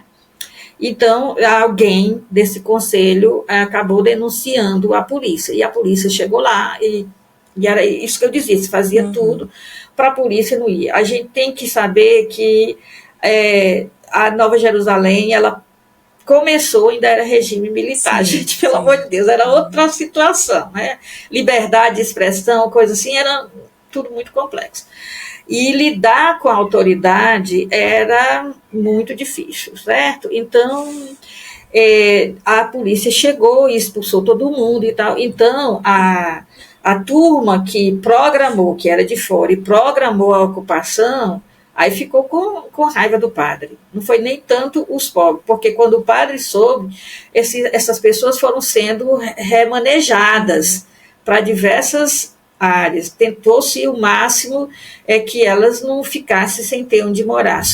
Mas a coisa já estava, aí já teve repórter e já disseram, olha, os pobres foram, né, expulsos pela polícia, aquela notícia sensacionalista, né, que vende, né? E então, aí, quando ele foi dar aula, né, no dia seguinte, as aulas eram à tarde, né? Então ele começou a ser vaiado quando ele entrou na sala de aula, e ele pegou a Bíblia e começou a falar, os alunos todos vaiaram. Aí ele esperou para passar a vaia, aí começou a falar de novo, eles começaram a vaiar, né? Aí ele tentou uma terceira vez, e houve outras vaias que dizem que em toda ali o Instituto se ouvia essas vaias, né? E todo mundo estava sabendo disso nas outras salas, porque isso era uma coisa que estava combinada entre os alunos. E aí, então, ele saiu da sala e os alunos seguiram vaiando, e vários alunos foram saindo das outras salas e foram atrás dele vaiando, enquanto ele estava saindo do Instituto. Então, ele não pôde mais dar aula, não é? E aí...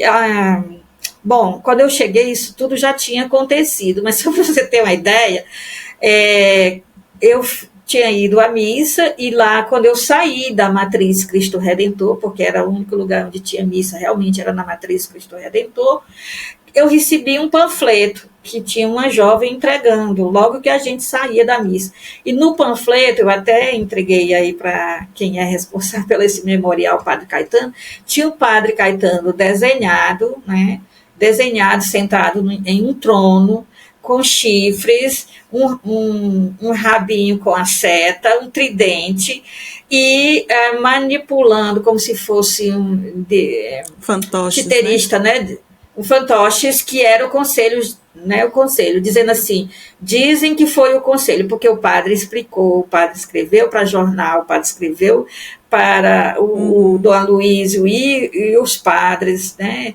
Seus irmãos de presbitério, e nada disso pegou, e tudo isso que ele explicou, né?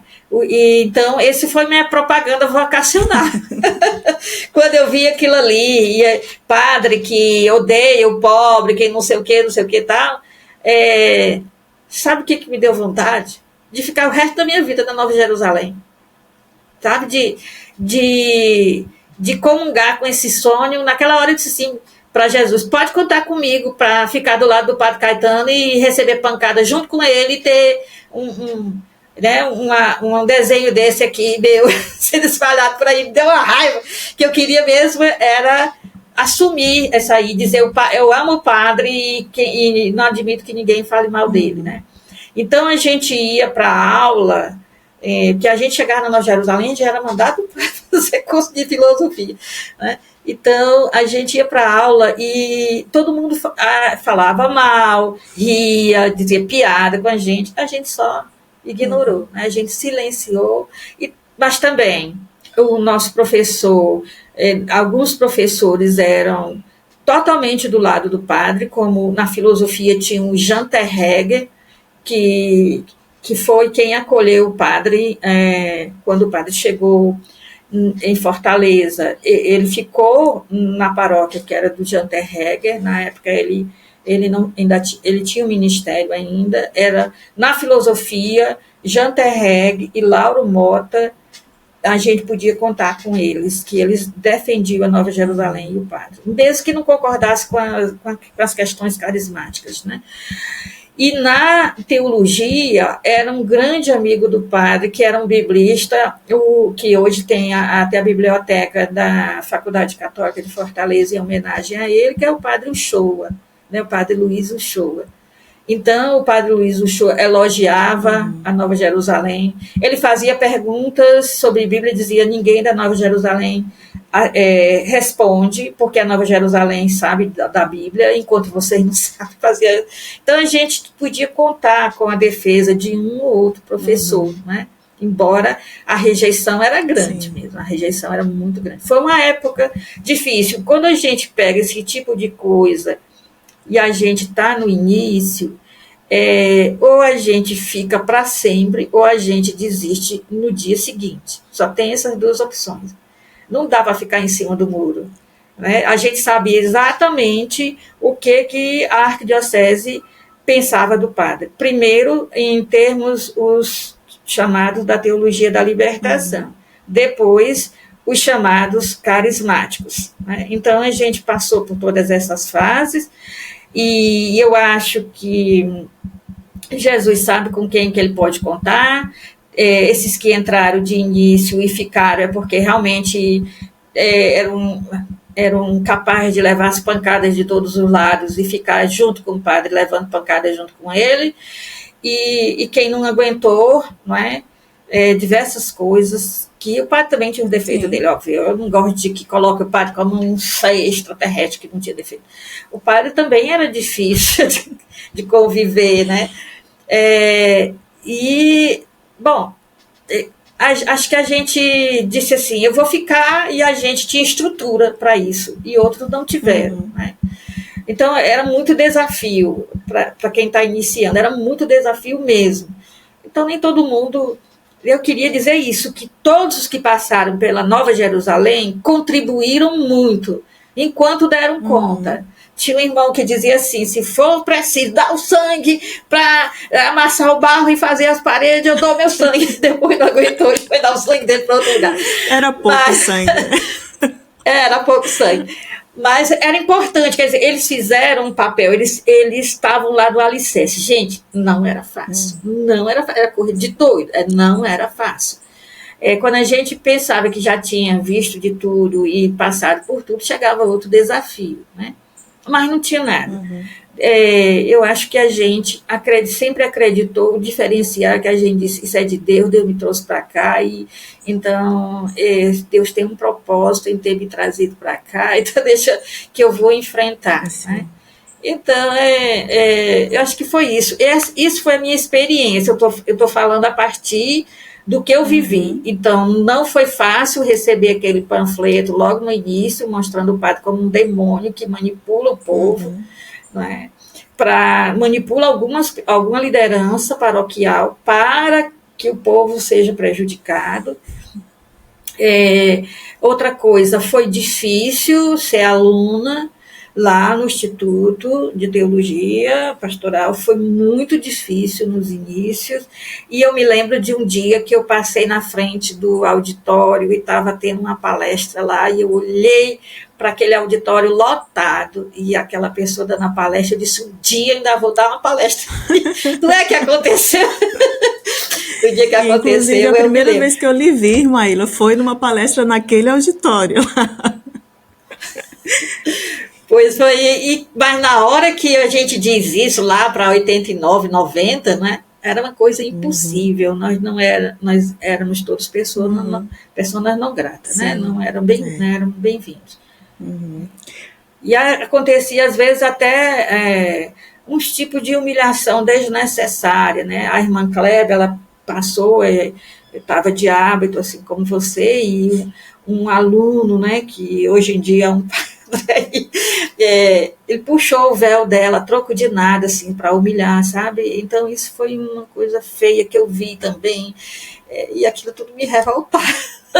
Daí eu queria que um dia a Nova Jerusalém fosse amada, fosse conhecida, né? Eu queria que a Nova Jerusalém pudesse ter um espaço, que ninguém quisesse destruir a Nova Jerusalém, e principalmente no início, como se ela fosse uma plantinha, assim, um brotinho que está começando a nascer, tem alguém Sim. pisando para não nascer, né? Então, quando eu olho para tudo isso, eu só vejo uma coisa: graças a Deus, tudo isso aconteceu, teve um propósito e, sabe, é verdade, a Nova Jerusalém é de Deus, porque o que é de Deus passa mesmo por muita dificuldade. Cada dificuldade que a gente vivia, eu só lembrava assim, é porque a Nova Jerusalém é de Deus. E uma obra de Deus passa por várias perseguições, Sim, né? sim. E eu via assim o padre, um homem, às vezes até ingênuo, às vezes ele errava por ingenuidade, fazia as coisas por ingenuidade. E as pessoas caluniarem, sempre me doeu, qualquer calúnia com o padre Caetano. Ele foi um homem muito caluniado, ele passou por vários processos na justiça, né? Vários processos, né?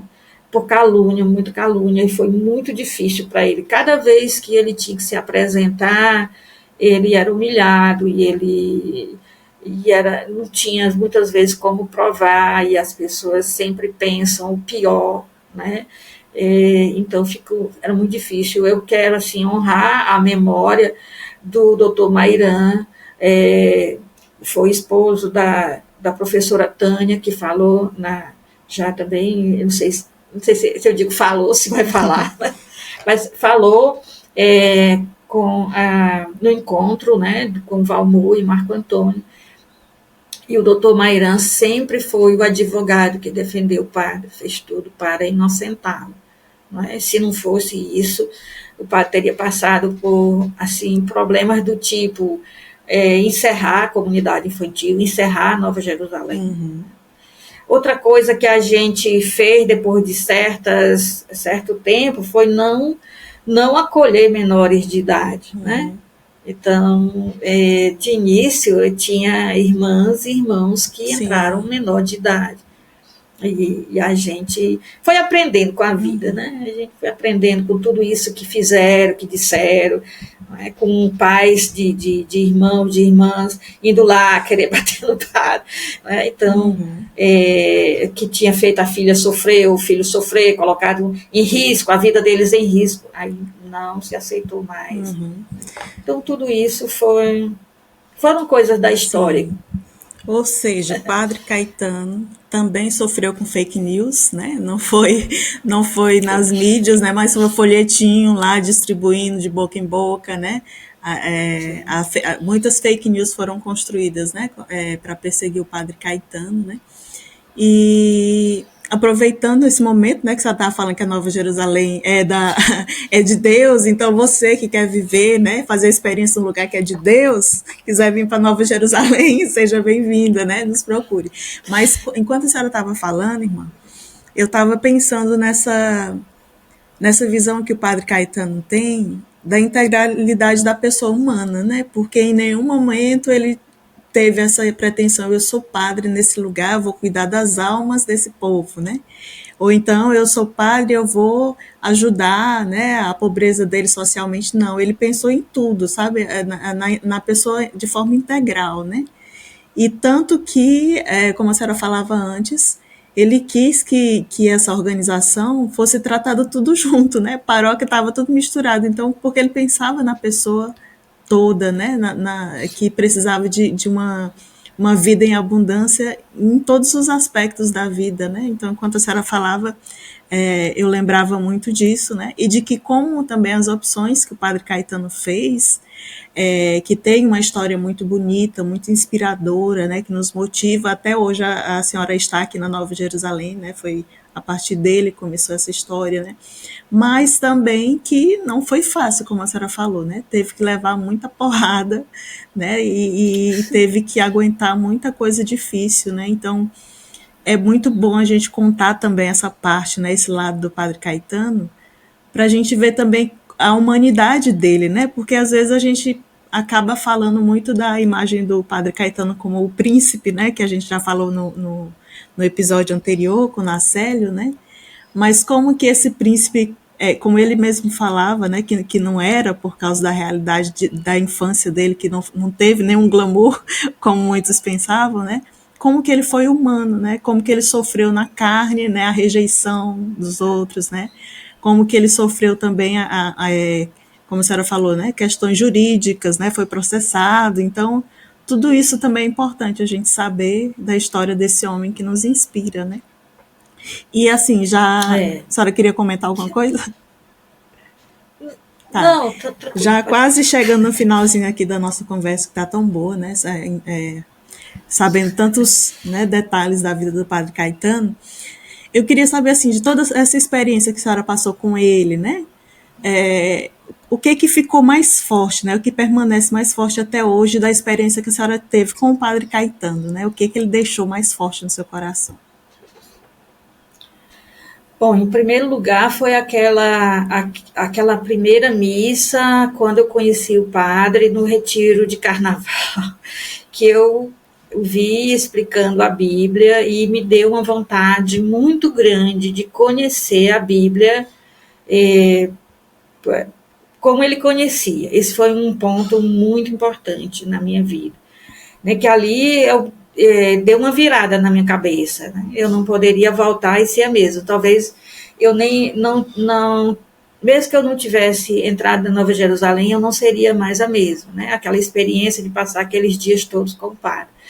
Depois, um outro momento muito importante foi quando estava perto da nossa turma, que eram 4 irmãs. Era a Ila, Edna, Silvone e Maria José. Nós íamos fazer os votos e nessa época não tinha mais irmãs, né? Então, a irmã Maria dos Anjos também tinha apostado na Nova Jerusalém, apostou que ia dar certo. Então, ela pediu à congregação dela, filha de Santa Teresa, para liberá-la dos votos. Ela ficou sem votos, né, porque ela foi liberada pela congregação, e fez votos junto conosco. Então, a gente tinha uma irmã mais velha, já idosa, não é, que fez votos junto conosco, que passou de uma congregação para a nossa. Naquele momento, isso não pode ficar de fora, que a irmã deu uma segurança, porque não havia mais irmãs, né? As irmãs que tinham vindo tinham ido embora. Então, isso aí. E eu me lembro que eu disse para as outras: se vocês quiserem, vocês podem ir, mas eu vou ficar, gente. Eu vou ficar. Vou ficar aqui apanhando com o Padre Caetano. Vou ficar aqui. E aí ficamos, e chegou a hora de fazermos os primeiros votos, os votos simples, né? E que a irmã Maria dos Anjos também ia fazer votos simples, porque ninguém fazia votos perpétuos ainda. Não tínhamos permissão. E então cada um de nós tinha que conversar com o padre. Quando eu fui conversar com o padre, eu disse: padre, olha, eu resolvi ficar, não sou melhor do que ninguém, eu resolvi ficar, mas agora que está chegando perto dos votos, me deu um medo muito grande, não de outras coisas, mas é porque eu não me sinto preparada, eu me sinto, assim, uma pessoa muito errada, muito pecadora, para fazer esses votos. Eu estou com vários problemas afetivos, eu sinto a minha vocação, nunca duvidei da minha vocação, mas eu não sei se vou permanecer, e aí ser mais uma a sair, eu não quero ser mais uma pessoa a dar um contra-testemunho, ou não é nem contra-testemunho, mas era as expectativas, frustrar as expectativas dos paroquianos, das pessoas que acreditam na nossa vocação. Eu não me sinto digna, eu disse essa palavra, eu não me sinto digna de fazer os votos. Eu quero ficar, quero ser Nova Jerusalém, mas não me sinto digna de fazer os votos. Será que o senhor não me dá mais um ano de noviciado? Aí ele disse assim: digna você não é, nem eu. Nem eu, filhinha, nem eu sou digno. Ninguém faz voto porque é digno. A gente faz porque Jesus chama a gente. Quer topar com Jesus? Quer topar com ele? Quer. Então, eu disse, quero. Ele disse, pois top. Então, aquilo ali foi o maior incentivo, né? Era outra palavra do padre, você quer topar com Jesus? Aí ele disse, eu vou perguntar de novo. Eu disse assim, tá certo. Aí ele disse, você quer dar a sua vida total e incondicionalmente a Jesus para o que ele quiser? Aí eu disse, sim. Para a vida e para a morte que ele quiser? Eu disse, sim. Você topa com Jesus? Eu disse, sim. E isso aí foi... Eu acho que foi aí que eu decidi. Eu acho que a minha vida foi sua toda. Profissão, né, irmã? Foi meu voto perpétuo, inclusive. Porque todas as vezes que eu ia fazer voto, eu lembrava disso, né? Então, o fundador me perguntou isso. E eu disse sim, com toda certeza. Um sim mesmo, porque não explicou nada, era sim. Né? Então, apesar de muita coisa estar me movimentando, e vários sentimentos de raiva, de revolta, de um monte de coisa, né, ele disse aquilo, ninguém é digno, a gente não faz porque é digno, a gente faz porque Jesus chamou a gente, né, e a gente enfrenta esse chamado, a gente tem que enfrentar o chamado, né, nem a pessoa diz assim, você tem que dizer sim, como se o sim fosse, para Jesus fosse uma coisa tão simples, né, mas a gente enfrenta o chamado, porque o chamado é sempre desafiador, né, ele é lindo, ele é maravilhoso, ele é profundamente libertador, mas ele é desafiador. Então, ali eu decidi a minha vida toda naquela conversa. Eu acho que esse foi, assim, de todos os momentos com o padre, foi esse o momento decisivo, foi esse momento marcante, foi esse momento em que realmente a minha vida teve um sentido. Eu descobri esse sentido e é para sempre, não tem condições, né? Então, esse aí foi, assim, o momento da vida, o momento, assim, mais forte de uma experiência com Deus naquela conversa. E ali eu fiquei disposta a qualquer coisa, e ali eu abri mão de qualquer coisa que me agradasse, que me encantasse, ou qualquer pessoa que me agradasse. Eu abri mão de todos os meus apegos, de todas as... Ali encerrou, ali foi definitivo. Então, graças a Deus a senhora topou com Deus naquele dia, né? E está aqui hoje dando esse testemunho muito bonito, né? Que a gente agradece muito, né? Quando a gente está preparando, né? Essas coisas assim da Nova Jerusalém, que a gente precisa lembrar de alguns fatos. Todas as irmãs dizem, pergunta a irmã Ilha, né? Que é a decana, pergunta a irmã Ilha, porque além de estar aqui há mais tempo, ela tem uma boa memória também, né? Então, essas histórias que a irmã Ilha conta, né, como eu falei no episódio anterior, né, eu que sou da geração da tradição oral, né, então eu bebo muito dessa fonte cada vez que eu escuto, né, essas partilhas, né, eu agradeço muito quando eu escuto, né, e assim, já chegando no finalzinho, né, da nossa conversa, durante todo esse mês de junho, né, celebrando esse centenário do padre, a gente está, né, partilhando algumas coisas da vida dele, né, a partir da experiência de algumas pessoas, né. Nós tivemos aqui o Nacélio, a irmã Ana, partilhando um pouquinho. E a gente vai ter ainda outros episódios, né, do nosso podcast, falando também, o Marco Antônio vai estar aqui, a irmã Juliana, a irmã Rita Paixão, né, que também ajudaram a cuidar do padre nos últimos dias da vida dele, né. Então tem muita coisa ainda que a gente quer partilhar sobre o padre, né, você é convidado a estar junto com a gente nos próximos episódios também. Quem não viu o episódio anterior está disponível no nosso canal no YouTube e também no Spotify, né, e como a irmã Ela disse, a Nova Jerusalém é de Deus, né, então se você também quer nos conhecer, né, e como ela falou, eu queria que as pessoas amassem a Nova Jerusalém. Muita gente esses últimos dias, né, entra em contato com a gente e diz, eu amo a Nova Jerusalém. Então, quero convidar você que ama a Nova Jerusalém a colocar aí nos comentários, né, se você nos conhece, né, o que você já nos acompanhou nesse tempo, né, que a gente está nessa missão, né, de ser Nova Jerusalém no mundo, de contribuir com essa missão, esse sonho do Padre Caetano, de despertar, né, e construir uma geração bíblica. Então, irmã Ilha, muito obrigada, né, pela sua partilha, agradeço muito, e eu queria que a senhora falasse, né, agora já encerrando, né, a sua despedida também, o que a senhora tem a falar para essa geração bíblica de hoje, né, o que a senhora tem a deixar é uma fala para nós que queremos fazer parte dessa geração bíblica hoje. Eu acho que depois de tanto tempo, de tanto as pessoas ouvirem falar sobre o Padre Caetano, é normal que se encantem com ele, não é?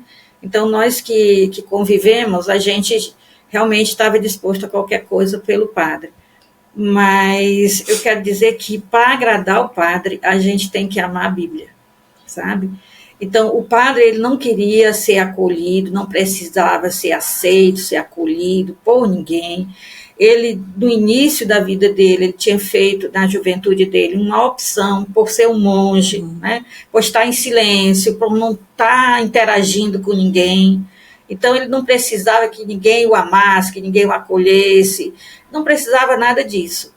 Mas ele queria mesmo, era que as pessoas conhecessem a palavra de Deus. Ele dizia que a palavra de Deus era uma bússola, que a palavra de Deus orientava a vida das pessoas, era um norte, ele gostava de dizer essa palavra, que era um norte para a vida das pessoas, mas para a vida toda, uma sociedade melhor, uma sociedade mais justa, uma sociedade mais igualitária. Tudo isso dependia da nossa proximidade com a palavra, mas de uma forma mais profunda, não superficial, porque se a gente encontra com a Sagrada Escritura de forma superficial, sem uma contemplação, sem deixar que essa palavra caia no mais íntimo de nós, a gente não consegue mudar nem a si mesmo, nem mudar o mundo em que a gente vive. Amo o padre, admiro o Padre Caetano, sei de saudade dele, eu gostaria de tê-lo conhecido, quer agradar, dedique-se. Não é? Qualquer que seja o seu lugar na igreja, dedique-se a estudar e a aprofundar a Sagrada Escritura. Nós sabemos que a Sagrada Escritura é um lugar privilegiado onde a gente pode encontrar a palavra de Deus. A palavra realmente é Jesus.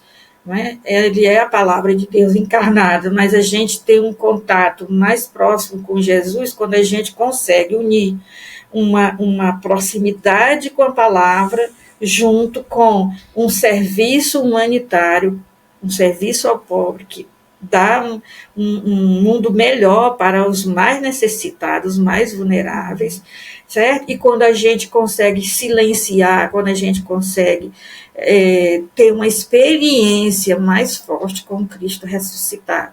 Eu acho o tripé da Nova Jerusalém tudo, é uma herança que o Padre deixou para nós e consegue ver a pessoa humana de forma holística, de forma totalitária, não vê um pedaço, né? Não vê só a necessidade material, não vê só a necessidade espiritual, mas vê o ser humano como um todo. Uma vez eu ouvi o padre dizer uma coisa para mim que eu achei muito importante, que eu falando sobre os pobres, trazia todas essas coisas que aconteciam lá no instituto onde a gente estudava, eu trazia para casa e ficava enchendo a cabeça dele às vezes. Eu disse, a gente tinha que dar comida para toda essa gente e não sei o quê. Aí ele disse assim, pão, oração e educação. E com educação ele dizia um conhecimento mais profundo da palavra de Deus. E eu guardei sempre essas três palavras, porque ele disse, isso é o tripé da Nova Jerusalém. Né? Então, eu acho que é por aí.